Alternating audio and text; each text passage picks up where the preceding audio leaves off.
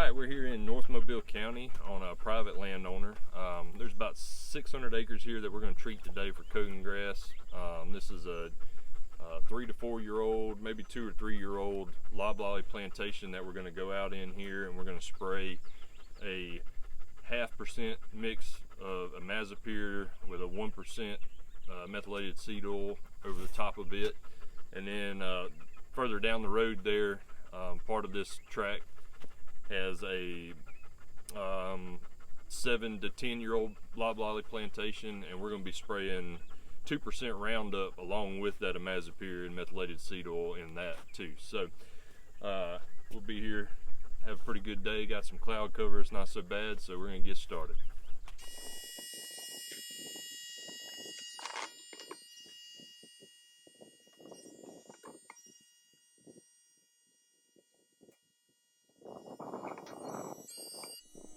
Alright, just to kind of show you our setup while I'm rebatching here.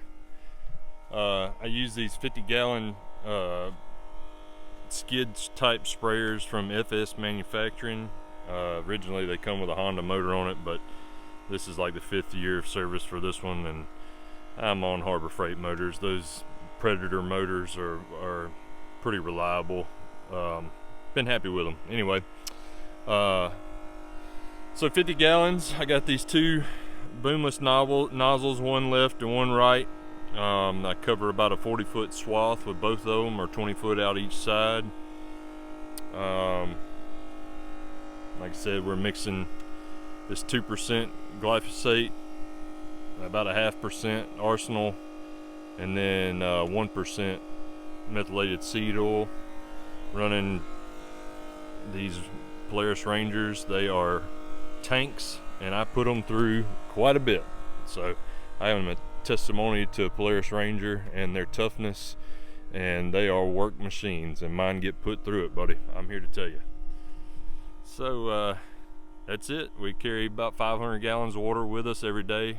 I got 2 rigs on site, me and another operator, and we spray about 500 gallons of water a day. And that comes out to be 20 acres worth of grass if we're in the right place. So that's our setup. All right, just to show you what we're up against out here and what Cogon grass is. This is a patch here, and it's everywhere. Cogon grass came over from Asia. Some people will tell you it originated in Mobile. Some people will tell you it's Northwest Florida, but either way, it has took over.